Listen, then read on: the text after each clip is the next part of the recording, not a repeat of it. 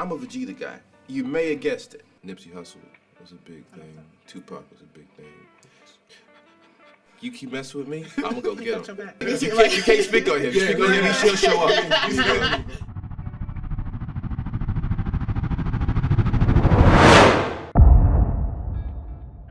Hey guys, it's Steven Geekface. It's your girl Tayorinde here with Nate Saga, and we have a very Special interview just for you, the talented and gorgeous Jonathan Major speaks to us about his role with Michael B. Jordan in Creed 3. So put your gloves up And keep it locked.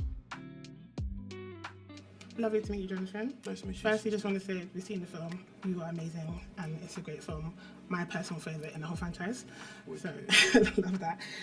Just want to say the first time I saw you in the film was The Last Black Man of San Francisco, and since then, I think different characters I've seen of you, like your range has been very inspirational. What about Creed 3 made you want to add it to your catalogue or add it to your roster of films? Well, first off, thank you for that. And I guess secondarily, the sports epic is like a genre all into itself. You know, I had the same impulse to. I think of it all like building a museum. You know, a few years ago, I started kind of going with that idea of every piece of work you do is something you put in a museum. And the cool thing about a museum is you look at, you go to a Picasso exhibit. It's not all paintings. You know, sometimes it's sculptures or drawings, charcoal or watercolor. There's all types of stuff in there, you know. And so to do sports epic was something that was, it's on the list, you know.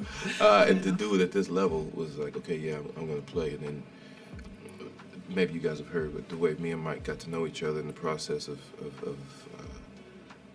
essentially trying to make it, him asking me to do it, was deep, and I was about that too, because then it kind of transcends this idea of just work.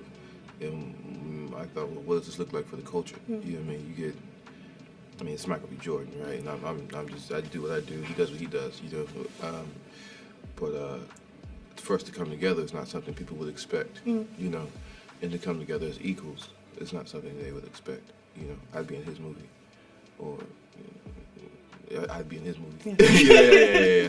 You can have yours too. There's no version of him being in my movie, but we share the screen. Okay. You know what I mean? This is he directed it, but it's definitely Adonis and Damian's story. So yeah. Love that. Even with your character Dame, what I loved about your character is that there were certain mannerisms and nuances that I felt that were intentional to give us a story about where Dame come from, what he's been through. Can you say who or what you studied to maybe get those down or to have inspiration for the character? Well, I read it. This is so nice because it's like my first Dame interview. I've been doing that. The other flick. The other character. We won't speak on him. We won't speak on him. You can't speak on him. Speak on him, he should show up. But Dame, it's actually a different process slightly. There is this idea of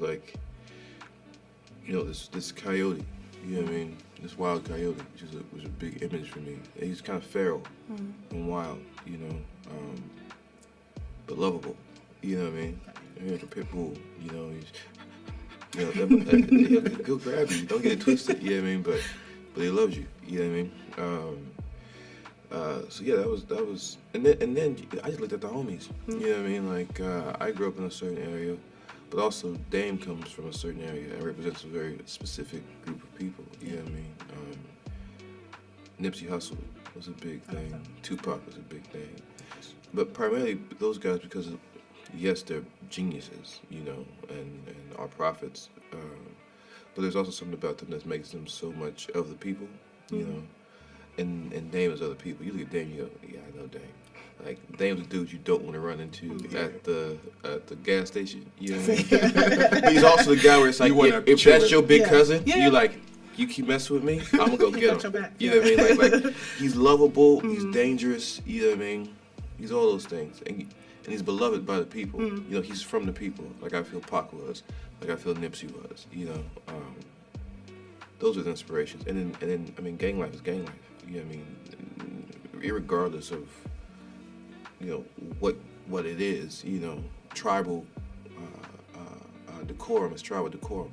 When a homie holds his hands a certain way, you go, wait, that's different. You know what I mean? Like what? where'd you learn that? You know, if they stand a certain way, where'd you learn that? You know, but I also had, and I'll conclude, I also had this guy named D-Lo, who's actually Ryan Coogler's best friend, and he was my ace. Like he and I worked really close. He understood that life that Dame came from, and I watched him. You know, he was a Bay Cat, you know, and named L.A. But the mannerisms, the patterns, and he was in close contact with some of the LA cats, and yeah. So I'm a big fan of Dame in this film, and he obviously, without spoiling, he takes on Creed in this movie. Yeah. Now, if Dame was to fight any other fighters from the Rocky franchise, who would he take on, and who would win? Who should he take? You want to take on Drago? Yeah. I could see that. I could see that. Same. Yeah. Maybe some Clubber Lang as well, probably. Oh, Clover Lang, like yeah, in his sleep though. You know what I mean? Like in his sleep. You know, like I you know this villain era shit, man. Because it's like if you would fight like we used to do when we were kids, like who would win? You know what I mean? It's always Dame. It's always Dame. I like you know, that. unless it's in the Creed franchise, Dame's gonna win. I love it. Now, obviously, Michael, this is his first debut as a director. How was it like working with him in front of the camera as well as behind the camera? We both come at it very different. You know, he's been doing it since he was a kid. You know, and I've been.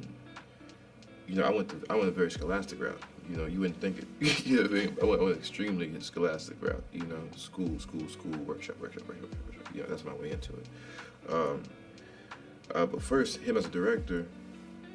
It's just fortunate, man. It's just divine that he. I mean, it's Creed. Who else is going to direct Creed? But Who knows Creed, enough? who knows Yeah. the game? Yeah. You know, better than Adonis. You know, he was directing this thing from a great deal of experience, and also he knows the world. You know, and so I was coming into a world. I was also coming in to disrupt the world, and he allowed that. You know, a big part of directing in general is casting. You know what I mean? And then a big part of casting is trusting your gut. You know, the director trusting that guy, being like, no, that's the guy, that's the girl, that's who's supposed to do it. You know what I mean? So I had that. Like the choreography is where it probably came in most. You know what I mean? Where it's like he had done that before. You know, I hadn't done it before. You know, I worked very hard to get up to speed very quickly, but still, there's just things where.